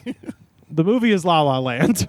Oh. And I have a couple of just very specific things, but to tell that story briefly, the previous tour company that I worked for when La La Land came out, because when I watched it, I did think I'm not enjoying this, but it is going to be great for business because they go everywhere I go on the tour. It's like Griffith Observatory, like, Hollywood, like they just go all these places. So I suggested to my boss, and he actually followed up on it. I was like, you should put on the website that we have a La La Land tour, which is the same fucking tour that we do anyway. Yeah. And some documentary crew, because La La Land was made in very French New Wave style, I suppose. There was some documentary crew from France that was like, we want to take this La La Land tour of LA to show the influence of French cinema on America or something, I guess was the idea. And I actually have it. I'm dubbed in French. I'll put this up on our Twitter so people can see it. Look at you. But yeah, I'm like dubbed in French giving the stupid fucking La La Land tour. As soon as I was watching the Dès que j'ai vu movie, le as a film, tour guide, I en tant que became guide, keenly j'ai tout de aware suite that compris que ce this film allait être movie bon is pour le gonna be good business. for business. It's a different way to look Ça at pose un LA, regard because différent I sur LA. think that, if you've Parce ever que seen, si vous avez vu Terminator, par exemple, c'est toujours une vision post-apocalyptique. LA is always portrayed as being sort of post-apocalyptic. Donc ça fait du bien de voir un film qui parle de LA dans un style plus romantique. No more romantic light. Meanwhile, I don't mention that I hated that goddamn movie. I fucking hated it. Mid, La La Land, mid. Yeah, mid, and also just the biggest idiocy in terms of casting, and that is when they cast John Legend, because John Legend can sing like a motherfucker, and Ryan Gosling and Emma Stone, their voices have the combined power of a dying baby bird. And so you're watching it, and John Legend is ostensibly meant to be, if not the villain, at least the antagonist of the film. And you're like, It's a Mouseketeer you're shitting all over there, buddy. no, I'm not- Watch it. Uh-oh. He'll but, come for you. but I'm They're like, stronger than Jane. He'll come for you. but I'm watching it. I'm like, John Legend deserves to win this contest. He is clearly more talented. They should have hired a guy who sucks. And you're like, you fucked this up. So there's there's that. Jermaine Jackson. But I will say, it was all worth it.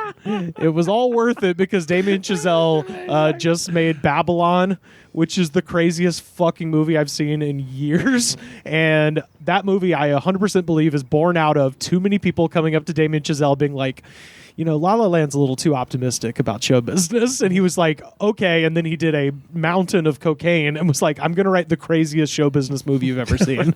So if y'all haven't seen Babylon. I still haven't seen Babylon, but it does look cocaine soaked. Truly insane. And they hired every comedian I know. So like the movie opens with J.C. Karius' face, and I was like, what? What? Danny Jollis is in a Brad Pitt movie, So, but yeah. So anyway, those are my tops. What do you got, Chris? Overrated films. Number 1 with a bullet. Oh hell yeah! Spider-Man: No Way Home. I don't know how did it hit the billion mark? Yeah, I think I don't know how. It did. Because it's Marvel. Yeah, because it's Marvel, and It people should have just been called Spider-Man No Way Entertainer. yes. And I will be as constructive in my criticism as possible. It is sloppy writing. It is the sloppiest of sloppy writing. It is just, let's throw everything at this movie and just see what sticks. Oh, none of it sticks? We'll start the camera anyway. Yeah. It is just like, it's so sloppy. Also, the movie wouldn't happen if Doctor Strange wasn't such an incredible fuck up. Oh, yeah. The whole the whole reason the movie is the way it is because Doctor Strange got distracted by a teenage boy when he was doing Come on, Master Magician, come on. Right. Yeah. And it's like, hey, I'm trying to do magic over here. Would you please keep it down? Yeah. And then he blames Peter. It's like, no, you ruined everything. You ruined existence because of an adolescent. Everybody is like, oh, if you haven't seen it, stop listening to me. Okay, Aunt May dies for some stupid reason. Yeah. No Spidey sense. Yeah. And they kept referring to it as tingling. I hate when you take something you have 60 years of source material and just start deconstructing it. It's like, it's Spidey sense. Yeah. Okay, that's what it's called. Not tingling. Not you're just realizing Spidey sense exists. It was just sloppily written, bringing all the villains in. It was like somebody just wanted to do something. It's like, here are all the marks we needed to hit, so let's do it. And it's just dumb. Also, I didn't realize MJ didn't stand for fucking Mary Jane. Oh yeah, she's a different MJ. She's a different MJ. What is this? Yeah, I will say I hated that movie. I texted Narado at night as I was watching it. I don't know why people love it so much. It's not good. I love to see Spidey swing, and when the 3 Spider-Men were there together, it's like, that was fun, but God, it wasn't enough. It wasn't enough to redeem that movie. Yeah, well, I would say I see Marvel films without telling anybody. I don't think I've seen a Marvel. I'm committed to going to see Guardians of the Galaxy 3 tomorrow with that some looks friends. Fun. I'll see that. But it's my favorite in the series. Yeah, but generally speaking, I go alone because I'm like, I don't want to hear anybody's takes on Marvel. I don't even know if I like it. I just know that each movie is going to give me X amount of entertainment. I'll laugh at 2 of the jokes, and I'm fine with that because I'm on that AMC Stub Club A-list, baby. Yes. But if I had to pay for this shit, I'd be pissed. Because Spider-Man has 60 years of source material that they refuse to use. Guardians just has no baggage. That's why it's fun. So it's fresh. No one's ever heard of it, but I will say, that's for the real heads. Yeah. Yes. Well, in No Way Home's defense, the one thing that I thought was just incredible in that movie, Willem Dafoe, man. That dude murdered it. Killed it. That is literally the only good part of that movie. Yes. Bring back some Will. Only good reason. Yeah. Only good reason. Because Willem is never not awesome. He's never not awesome. A one-man show. And he's a guy you can never count him out of anything. Like just when you think like, oh man, he made some good movies, then Brand New Thing is the craziest shit you've ever seen. He's one of those guys like, don't sleep on Willem. They give Harley Quinn and Joker mass murderers their own movie. Give the Green Goblin his own flick. I was thinking the whole time. I'm like, I just want to see him just being Willem evil. Dafoe scatting and bebopping as he throws pumpkin bombs all over the city. Yes, I'll watch that. That's the reason Spider-Man doesn't translate well to the screen for most people, because the villains are top tier 1960s and shit goofiness. Yeah. It's all wacky. Like the Green Goblin, his psychology is amazing. But then just the thought of a dude in a goblin costume throwing pumpkin, it's just like, a 6-year-old wrote this? Oh, man. What else you got, Chris? Send all your letters to Rivers. At the good spot. At Rivers Langley. Black Panther 2. Okay. Black Two. Panther 2. Okay. Yes. Sloppy Yes. writing. And now I know everybody loves the guy, loves him so much, and I do too. He seems like the most genuine, wonderful human being ever to exist in Hollywood. I've never heard anybody say anything disparaging about him. And after he died, I totally understand why they didn't recast it. Yeah. But they should have recast it because it's Black Panther.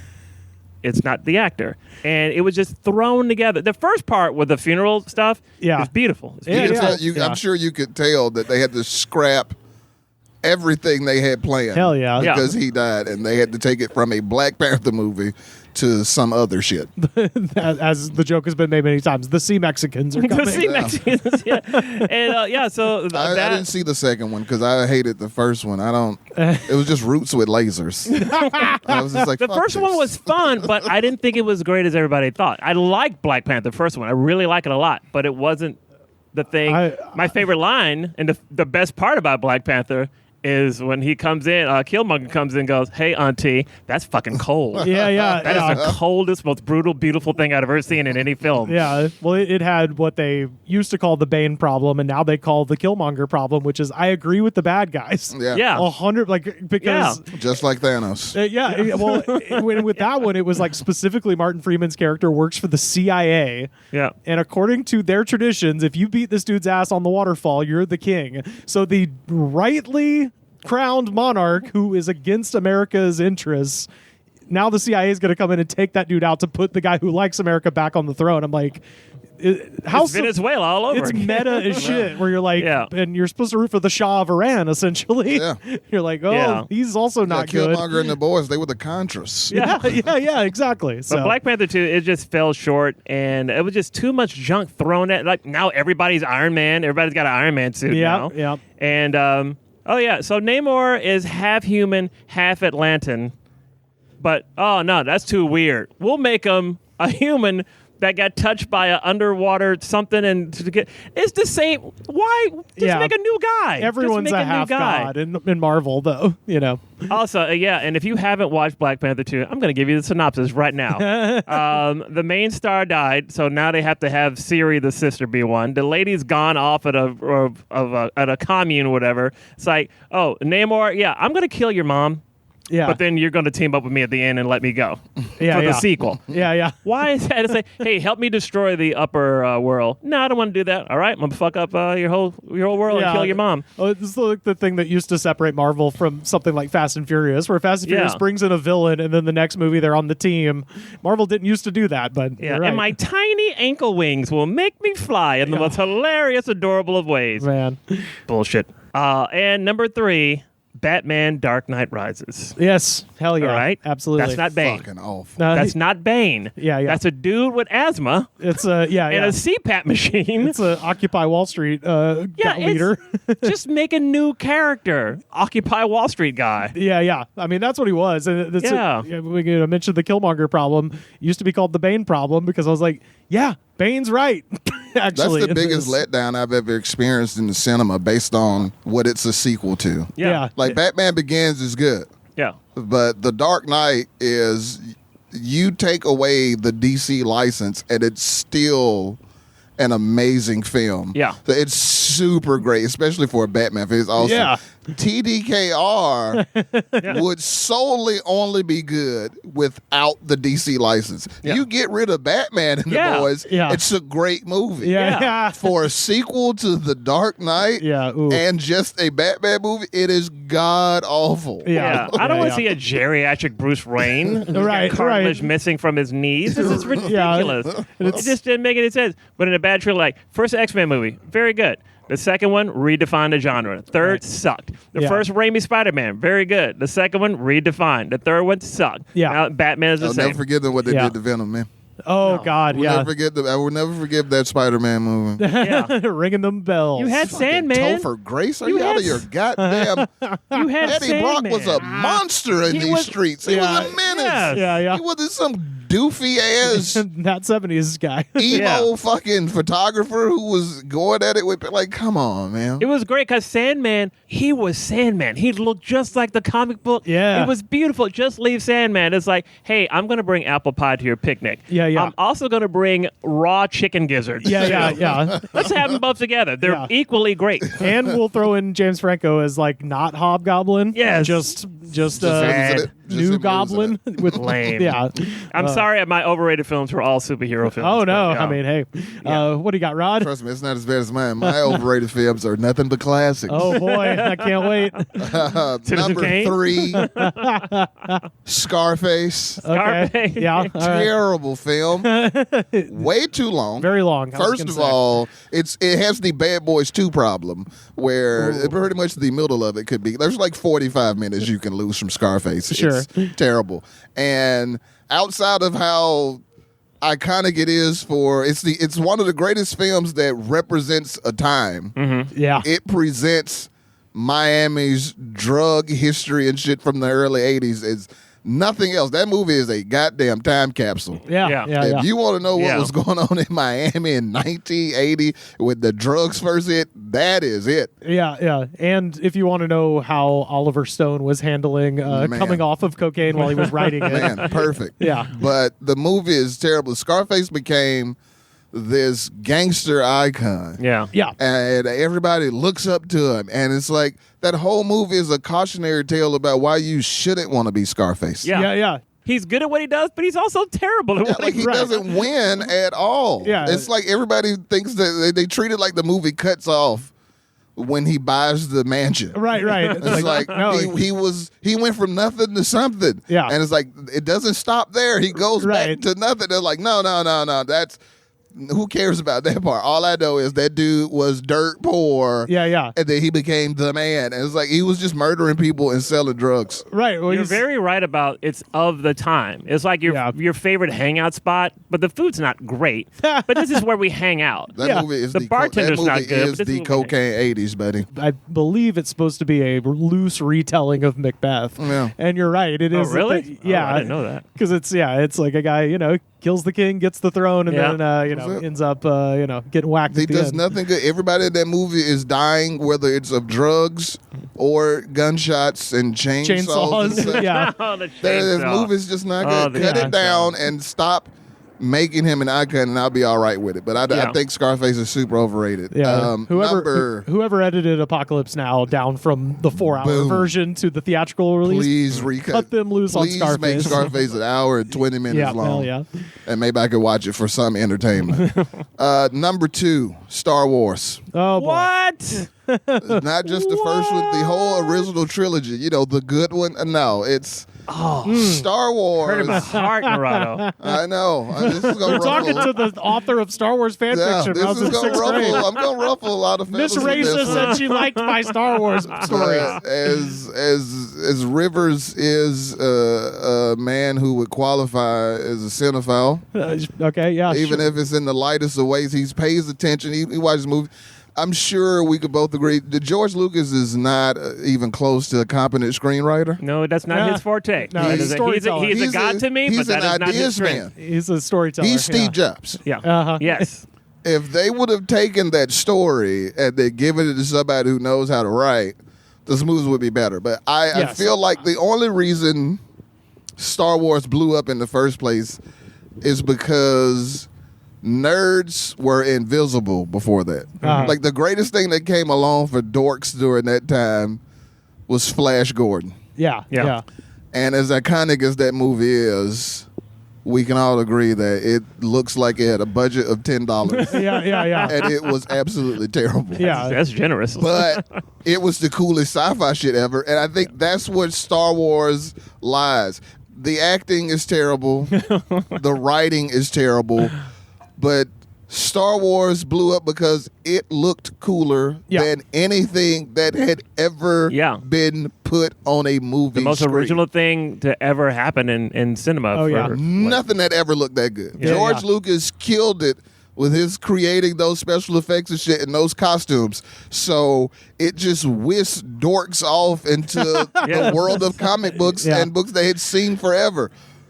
but it's not good. It's terrible. And judging by what you're saying about Lucas not being a screenwriter, which he is not. He is again a god to me, but he is not a writer. A lot of people theorize that the reason that Empire Strikes Back is so good because his wife at the time was there to tell George no. Yeah. Well, I believe that. she edited the first movie. Yeah. George handed her just a giant mess, and Yeah. she's the one who edited the movie. Yeah. So it's largely credit to his first wife. Yeah. So, but after that, like, when the next trilogy came out, nobody was there to tell George anything. Yeah. George just did whatever he wanted. Yeah. And it's like, That's why they love it, man. If Jar it Jar wasn't for Binks. that cool factor and the nostalgia, it's kind of like old basketball. You know what I mean? like the best player in the NBA in 1956. Sure, The yeah. team that went undefeated that Yeah. year, won the championship. White McWhiterson. Would lose every fucking game if they played a 7-game series against a bunch of 7th graders. Yeah. Like, that's not basketball. yes. It's not even close to basketball. But The people finest from analogy. that Fine time, analogy. you couldn't tell them shit. They don't want to hear about the 97 Bulls. Yeah, They yeah. don't want to hear about the 87 Lakers and no shit. They're like the greatest basketball team ever assembled. It was the Shepherdale Shepherds in the 1950s. The game ended 27-26. Yeah. Yeah. But they don't know. And that's how Star Wars is. Like, all those movies get progressively worse.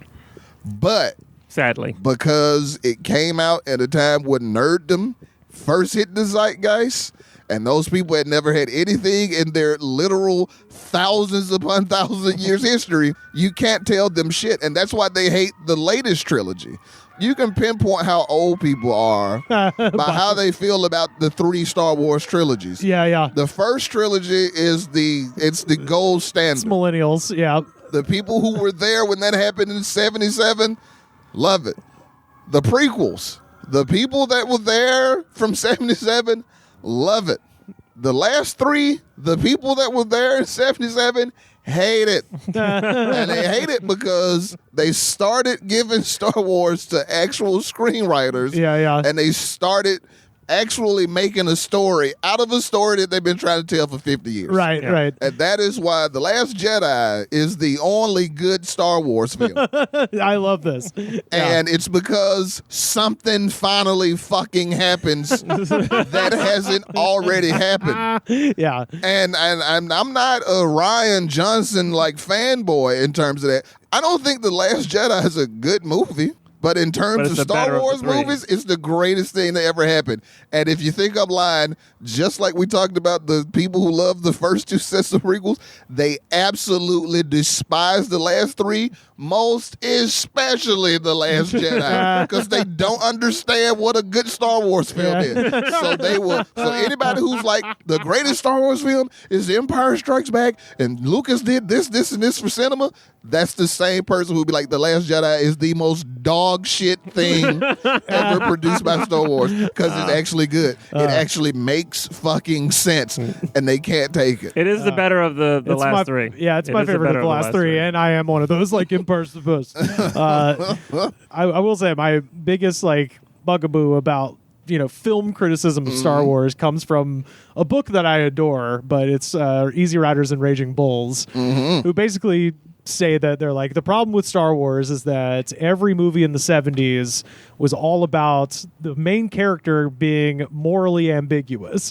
So they talk about Taxi Driver, they talk about, all of these, Apocalypse Now, all these films of the 70s that were great because there was no, good and evil. And they say that Star Wars is this like precursor to Reaganism because it presents good and evil in literally black and white. Like, Darth Vader is in a black suit, could not be more obviously evil. And those people misunderstand that George Lucas was a hell of a lefty, and the rebels are the Viet Cong, and the Empire is America. Like that is what he is saying with that film. It is the exact opposite of what they say. No, I welcome everybody's opinions, and I have no ground to stand on other than that. It's like It's also the first time the nerd was the hero. Yeah, That's the true. biggest reason Star Wars became such a hit, and it's still a hit to this day, Yeah. because Luke Skywalker The hapless was idiot. the Fucking exact nerd. Became the opposite hero. of every hero you'd This is seen true. before Yeah. 1977. And for the first time ever, the dork was Yeah. the chosen one. Yeah. And these nerds can't let that shit go. Oh man, what's your number one? Oh, buddy, number one, you're gonna get. Uh-oh. Drum Uh-oh, roll. man, This is going to get the people who don't listen to this podcast. Wait a minute. That Should was- I ask Jane if I should hear this Yeah, first? yeah. I You know, should. man. James not going to prove this one. The number one most overrated film of all time is The Godfather. Oh, whoa. Okay, all right. Whoa. The Godfather is horrible. It's horrible? It is Wow. once again the standard set for something that people had never seen. First of all, Italians didn't stop being black until 1970. Okay? Let's just get into a history lesson for right now. Literally, before 1970, Italians were considered black. If you look at old newspapers from the times when you think are racist, you will see them referring to Italians as the N-word. Italians were Italians dunked were on black when they came over here. Yeah, before 1970. Yeah. And then the first time people really get introduced to the mafia and all the sexiness of all of that is The Godfather. But The Godfather is not a good film. It's just most especially by the subject matter. The Godfather is about how the Corleones are the toughest, biggest, baddest mafia mofos on the planet, and you don't fuck with them. Yeah. And The Godfather is a movie where for 99% of that movie, the Corleones are being fucked with. Yeah, they're getting their ass kicked. Yeah. They are completely being cautionary fucked with. tale. Look what I did to my boy. Yo, Don Corleone. The Corleones are the shit. And it's like that whole movie is them getting the fuck beat out of Yeah, them. that's true. Very good point. Awful. As they should be, because as much as people love The Godfather, it's like watching The Sopranos. And it's like, man, this is a good bit of television. And then the last 7 minutes of Sopranos. Oh, I forgot. Yeah, Tony's shit. Yeah. He's a terrible It's a person. Soprano- It yeah. sells everybody in The If Godfather. we want to get into overrated TV shows, Oh, I would God. probably put The Sopranos as number one. It's also not good. It's like the... It's not good, but yeah, The Godfather is number one most overrated movie ever. As much as it's iconic, it's got those scenes, it's got the lines, it's got the voice, but it's not a good movie unless you were, if you were alive and at least like 12 years old when The Godfather came out. Then you really you idolize. It's your Citizen Kane, but it's not. The Godfather's crap. The Godfather, Star Wars, and Scarface. So we just put Some of the this, greatest movies ever made. They're absolute shit. put this in here at Rod for the number 4 short on Twitter. I will, know Jane's listening. She is upset. Yeah, yeah. I know Jane is listening. Oh man! Well, thank you so much to at Vampire Disco 666 and at JMZ Design for that wonderful question. I will absolutely talk about this endlessly on Twitter, so please tweet at me and at Rod for short and at Chris Oz Davis.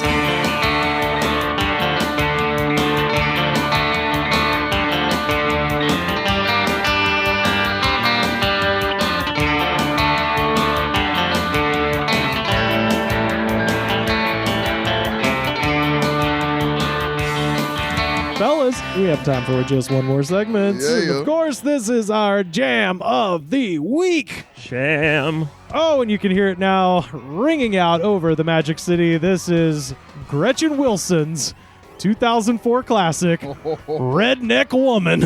Oh, are we here for the party? Because that's the name of the album that this came off of. Oh, I'm here for it. I'm all bucked up. I mean, we're bucked up, ready to rock. Miami charged style. up. I got, Bring on the rednecks. oh boy. Full of Miami flavor. Denim skirts and cowboy boots, baby. Who's ready to catch herpes?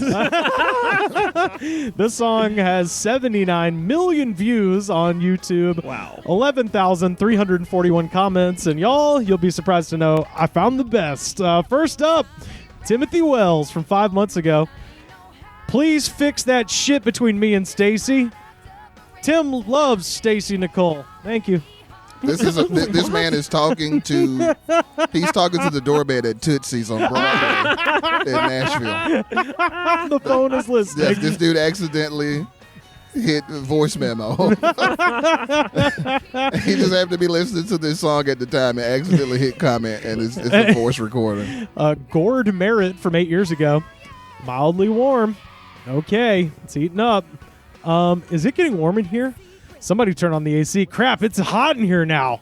This just in. There was a 3-alarm fire at the Gretchen Wilson concert tonight. There were no injuries from the fire, however. Several police officers and other uniformed officers reported unusual sexual advances from the women who were overcome by the heat. This is yet unexplained, and no criminal charges were laid. Listen, Gretchen makes the ladies horny. That's what they're for cops, apparently. listen, let me tell you something. I'm not gonna sit up here and call Gretchen Wilson ugly. She's an attractive lady. Hell yeah. But let's just take it down a couple notches. Yeah, I know. okay? Yeah. Let's stop acting like Shania Twain was on the fucking stage or some shit. Like something Padma Lakshmi. Like, she's not the hottest woman on the earth. Man, that's good. I like Gretchen that. Wilson's not the hottest woman on the earth. She wasn't the hottest woman at her own fucking concert. Let's be honest. I can't even remember what she looks like. Just back the shit off. She looks like if Morticia Adams wasn't so pale. Carmen Applegate from 10 years ago. You know, not every man likes prime rib. Prime ribs only care about being pretty and bossing their boyfriends around. Ground beefs like to get their hands dirty and don't give a flying fuck about looks. So stop having your panties in a wad and go bitch somewhere else. Was that English as a second language? What was happening with that comment? No, that was a ground beef talking about prime ribs. Well, now it makes sense. Was that comment from a woman? Or he said it was from a woman? Carmen Yeah, Applegate. let's not describe ourselves as ground beef. Fuck ground. You need to get some of this ground beef in your life. Like, lady, I'd rather not get sepsis from a kiss. Help from 1 year ago, which really should be all of them. Another person outside of Tootsie. It should be. He's been stabbed. Literally, every one of these I've ever read on this podcast should be from Help. I've been stabbed. Get me to a Waffle House. Help for 1 year ago. I love Walmart. It's the cheapest, but the fastest, and who cares about designer tags? I go to Goodwill. I'm not ashamed. My mom got drunk one night, and we ended up in a fish pond. I had to go swimming for the front fenders because we went about 90 miles per hour into the pond, and then we drowned the engine in the truck, and we just now got it fixed. Hell yeah! Adrenaline rush. So, Almost died. My mom's a drunk driver. Another meth-fueled comment on YouTube. Had to go swimming for the fender. oh It boy. must have been custom. I'm not leaving that at the bottom. They got an airbrush license plate on I'll pay to from get that Tampa. reattached. I'm not paying to get a whole. No, that was $8,000. Also 90 miles per hour, even if you're crashing into water. You're not living through that. I'm sorry. Donna Holstein from 8 months ago. I'm Donna Holstein. Hello. Welcome So to formal. Thank you. welcome to the Goods from the Woods. I'm Donna Holstein, Scott and Stephen Holstein's mom. I'm also boys. I'm also Saddam Hussein's biological granddaughter. All right, there it is. My There we dad go. is also Saddam Hussein's biological son. When I went down for 40 years, he was Bob Seger, also known as Robert Clark Hussein Seger. Me, Bobby. See, girl? My biological mom is still Stevie Nicks. I can't find my dad. The United States government and United Nations committed high crimes to me. Control my brain because I can prevent tsunamis and also homegrown terrorism created by the United States government. So I could...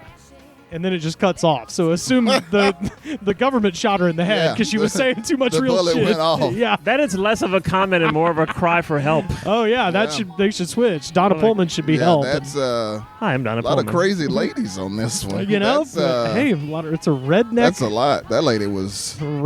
I'd never seen any words from an MK Ultra survivor until just now. She was on a different plane. Andrew Grant from 4 months ago. How you doing right now, girl? Well, I'm Andrew from Longmont, Colorado. Hello, Drew. Just giving you a hell yeah because you know how you keep me going, girlfriend. Ooh. Every morning I drink a pint every day. 2 beers. Just give me just to say, hell yeah, bitch. I'm going through. Thank you, beautiful lady. Let me say one thing. Keeping that. Hell yeah. There's no That was written over the course of 5 hours as that man got drunker and drunker. absolutely. anyone That dude was in and out proofread. of Anyone. consciousness. Just a brief skim of what you've written. Pinkley Claire from 12 years ago. Damn right. I'm a country bitch. born and raised, live in the country, who I am, and no one can change me. And to y'all, the shit you are, right, city bitch, cannot be one. It is who I am, and I am one fucking damn proud of it. I graduated from high school 4 years early, and then everyone, What? because I wanted to get the fuck out of school, and I got my dad's house, 2 of his cars, I'm married, I'm going to have a baby soon. So I am be 18, but I am smart, and I get things done Wait a fast. Wait a minute. See, this is mysterious. See, just like last time I was on the show, Rivers, Yep. we got another one with obvious math in it. Oh, yeah. This girl graduated from high school 4 years early. Yep. That means she was 14 years old. Yeah, she just skipped high school altogether. Now, if there's one thing I know about gifted classes and shit is that it happens accidentally, so to speak. Like, you can't just graduate high school 4 years early because you feel like it. Right. You can't just walk in. Like, you have to be 16 to drop out and get a GED. At the most, so if you just want to be done with these people, you've got to be a junior. Yeah. You can't just be like, listen, I just got an 8th grade and I'm done with this shit. I've had Is it. there can I just get an exception to take the GED test right the fuck now? Also, the saddest thing about like these YouTube comments in the jam of the day and week throughout the years is that nobody that fucked up is getting fucked up with people. Oh, yeah. Yeah. Oh, yeah. You're not watching solo YouTube affair. in public at a party. So that's the thing that makes me the saddest about this is that these people are such fuck ups that they have to get this wasted alone Yeah. in their house. You sound like they're getting rousted by a cop on a park bench, and they're trying to explain 7 different stories to the cop. I've always imagined people start writing these and then they pass out and then the laptop gets too hot on their lap and that's when they wake up. They're like, oh, yeah. Now, that's depressing that you like the party that hard, but you have nobody to party with. Well, this one's probably not much better. We got a couple more. Ray Smith, 1 month ago. Look, it's simple. We all want a Gretchen, but we just end up with some bitch. And then we get her, we fuck it up, and we want her back. I had one, but she wanted to play in the mud and do shit I didn't think was ladylike, so I lost her. Do I miss her? Indeed I do. She was fun, but I found another. Will I lose her? I pray I don't. She's a lot of fun. If it fits, go with it. Run with the bulls. Oh my gosh, Let me tell you something, Raymond.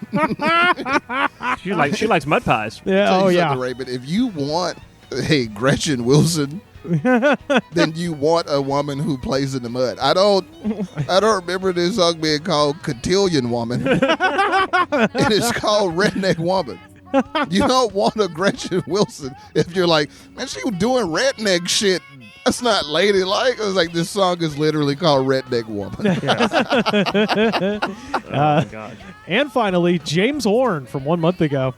Okay, Miss Wilson. I will not let the dentist the kid back out of me. Let's run up and down the driveway. Cut the old poison weeds back down. Lover lady? I drink beer in the middle of the street in Columbus, Ohio. Finally, some honesty. Somebody who's willing to tell you, oh, I'm doing exactly what you think I'm doing. Yeah, I'm a fucking drunk, just hanging out in the streets in Columbus. Fucked up. All these comments are written like a World War II veteran who was a code talker but got mad because nobody understood the code that he made himself. Oh, my God.